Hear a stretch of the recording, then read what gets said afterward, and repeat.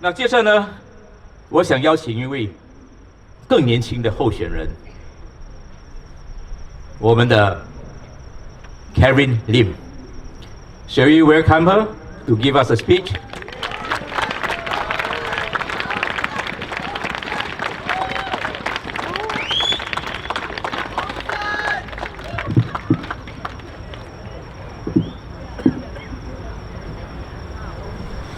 Good evening, residents of Sembawang GRC and fellow Singaporeans. Thank you. In the past few days, when our team are doing our campaigning and interaction with our residents in Sembawang, we've came across many different cases and witnessed the living conditions at the bare minimum of certain residents. For example, we met a pioneer citizen who just had an operation, and despite living in a 5-people ward, after all the so-called subsidies and benefits that are deducted, he still have to pay $3,000 cash to top up the balance. He questioned me, 我们的那个部长说8块钱就可以动手术，真的吗？我3000块钱呢，都不是动心脏的，是脚而已。I didn't know how to reply him, but I told him, if you send me into parliament, 我会去问这个部长。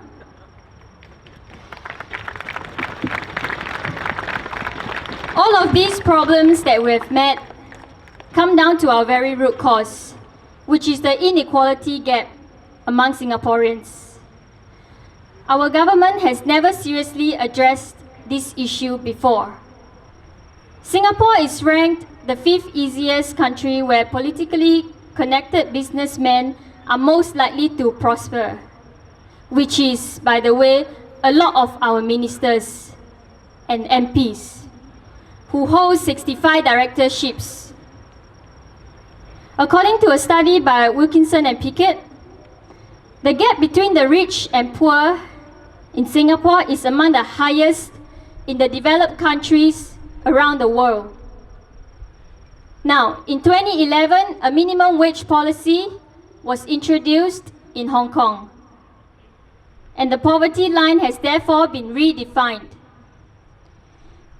In 2014, the Singapore government has also set a basic minimum wage of $1,000 for cleaners and $1,100 for security officers. But these are only to be implemented in 2016. So, what's the use of it? You only know how to talk. We don't see it getting implemented. Do we want a government like this? Talk with no actions.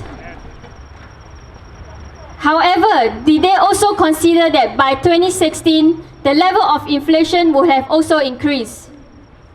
So by the time this is already irrelevant.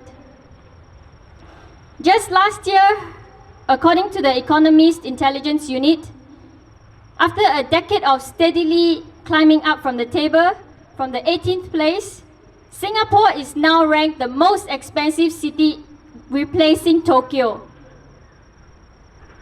这个我们就升得很快，钱又没有看到我们升，工钱也没有升，我们的住宿环境也没有升。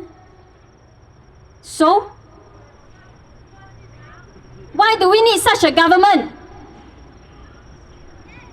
Why do we need to vote such a government into the parliament? In the Household Expenditure Survey 2012 and 2013, the average monthly income of the lowest 10% is estimated to be $1,000, but their average expenditure is $1,800. Where do they get the remaining $800? They cannot rob the bank, they cannot steal money, they grow from the grass. Loan shark 也是犯法的现在。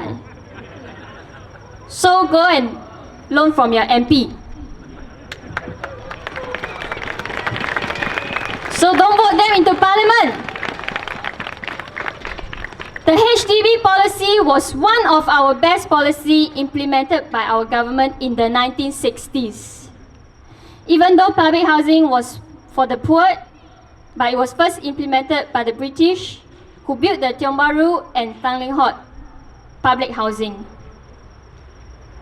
This is a very good policy that was implemented back then. But the introduction of the resale market was the first major mistake that they make. Now our home ownership policy is becoming an investment policy. By introducing this, we have let the market manipulate the price of the HDB. If the resale market continues to sell this back to the HDB, the price of our HDB would not have increased significantly over the years. This housing is for Singaporeans, not for investment. HDB has forgotten their main objective, which was to provide housing to the people of Singapore, not becoming a property developer. Today, and over the past few years recently, they start to focus on building more premium housing. We have the BTOs, DBSS, ECs, playing with all the alphabets, which was clearly a direction they shouldn't have taken. Because with this direction, the price of our HDB has not only increased tremendously, but also affecting the price of private housing. Singapore is now a business hub, not our home anymore. Tell the PAP we want our home back. The NSP would like to remind the PAP and our dear Minister of National Development, who happens to be in this GRC. Please be reminded, why was the HDB introduced to the citizens of Singapore from the beginning? Please remind yourself every day before you implement other policies.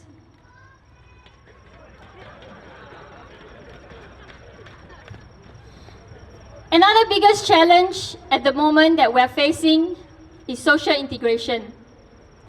The high proportion of foreigners in our midst with different cultures, practices, and expectations has brought over severe strains on social fabric.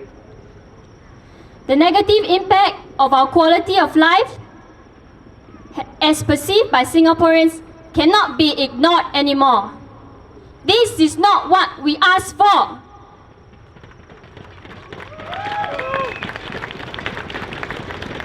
Now, to improve this situation, the NSP believe that we first need to address the issue of insecurity felt by certain segments of the population. We should look at the population as a whole and not just certain segments. We move together as a country, as a whole, and not leave anybody behind, especially Singaporeans.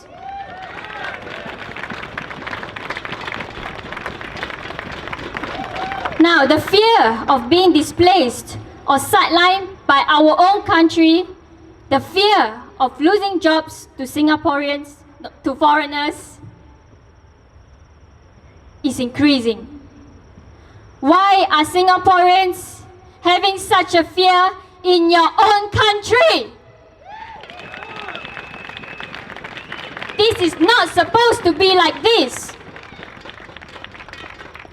We therefore need to tackle this through our labour and immigration policy first, before tackling this form of social development perspective. In addition to how work permits or employment passes are approved, we need a greater transparency on the criteria of awarding citizenship and permanent residency. It's not based on the economic growth that you give out your citizenship and PR just like this. You're not even giving money out so easily. Why are you giving out our citizenship so easily? Why are you diluting the Singaporeans? This country is called Singapore.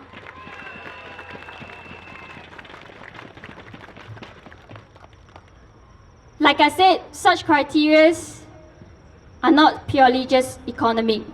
Social factors like cultural similarities, languages, and relations with citizens should also play an important part. Our taxation has been increasingly regressive over the past 2 decades. GST was introduced so that the top income tax rate and corporate income tax can be reduced. The PAP government has finally recognized that it is time to reverse the trend and increase the top income tax rate in 2015. Now, NSP firmly believes that the government needs to play a redistributive role and reduce income inequality. More can be done to further increase the top personal income tax rate and cut the GST. The estate duty is a tax on the estate of the very wealthy. The poor should not be paying for this. The government is making them richer themselves as well. It has the effect of mitigating the accumulation of wealth through generations by redistributing part of it, making the playing field a bit more level for the next generation. NSP would like to advocate that this tax to be reinstated. Facing all these situations, the income inequality gap, the overcrowded population, the CPF, and many other situations, many of us has felt helpless when facing these situations. And why can't our government put in more reserve and more resources to help these Singaporeans, not helping the foreigners? We vote for a government to serve the Singapore citizens. We vote for a government with the interest of every Singaporean.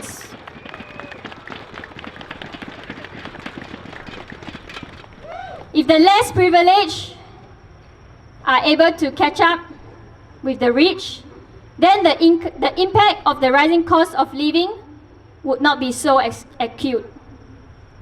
In this way, Singaporeans as a whole will get to live more happily and have a sense of belonging to their country.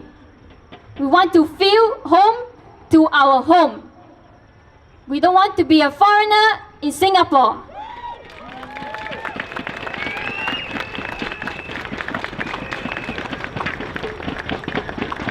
In the past few rallies, these few days, the PAP says that the future of Singapore is at stake, and we cannot afford 5 years of trial and error to vote an opposition into the parliament. But if our parents, our grandparents, and our great-grandparents did not give PAP 5 years of trial and error in 1955, there will be no PAP today. They owe this to the citizens of Singapore. Why did I say this? Because the late Mr. Lee Kuan Yew first campaigned as an opposition member in the 1955 elections. Singapore started off with a voice from the opposition. At that time, he did not have track record of governing a country, and many of his team members were not highly educated or elites. Some of them are hawkers, some of them are barbers. But our parents, our grandparents, and our great-grandparents were visionary to vote them in and give them 5 years to prove themselves. If they cannot make it, they will be voted out in 5 years' time. This is the beauty of our general elections. Why can't you give NSP 5 years of chance to prove to you that we can do better than the PAP? We are only asking for 5 years. If we can do better, you can give us the next zero to have 50 years to bring you a better place in SG Fit 100.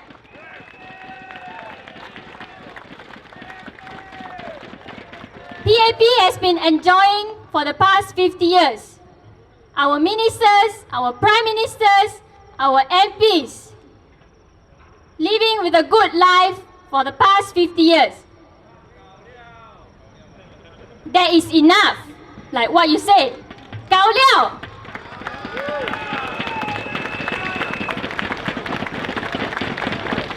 So Singaporeans, you definitely deserve better than this. Please vote for NSP. Please vote for a change. This is a change that you need right now. I remember yesterday when I was speaking in my rally in McPherson, I mentioned about a family that we visited in the Sembarang GRC area. I also posted her story on my Facebook page. If you have seen it, you would have known the difficulties, the struggles that she is facing. And immediately today, she wrote to me, "Oh, my PAP grassroots wrote to me and they say, we can come and visit you and help you or assist you in any way if you need." Hey, hello! PAP, what have you been doing for the past 50 years? She's a 20 years old girl. So what have you been doing in the past 20 years of her life? Why are you only showing her up now when an opposition voices out her story? You are paid 16,000 a month, not to only work during election time. You are paid to work every single day of your 5 years to serve the residents, to make sure none of them are left behind. Our past Sembawang GRC MPs had 4 years of time, but they did not even find out about this story.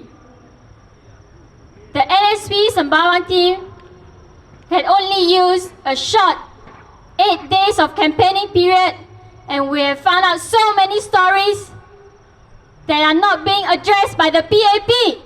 What have you been doing? What is worse is this guy wrote to the girl and said, "We will send our grassroots leader to see you and talk to you." I don't need to see a grassroots leader. I vote for an MP into the parliament. I want to see my MP, not a grassroots leader. My MP is paid 16K to work for me, to serve me, not a grassroots leader. If a grassroots leader can solve my problem, anybody can be the PM now. We don't need any more MPs. What is the MPs there for? Why are we wasting 16K a month paying them when the grassroots leader can do their job? Where does this money come from? From you Singaporeans. I hope you can think over on the cooling day, and when you vote on September 11, think carefully for your children, your grandchildren, and the many generations to come. Think if you want them to enjoy their life as well and be able to retire comfortably. Again, Singaporeans, you deserve better. It's not a crime to vote opposition. You have the absolute right to vote for an opposition. If the police say you will be caught if you vote for an opposition, they are lying to you. Please don't believe them because All your votes are sacred. All your votes are secret. Nobody will know. If they know, means they committed a crime.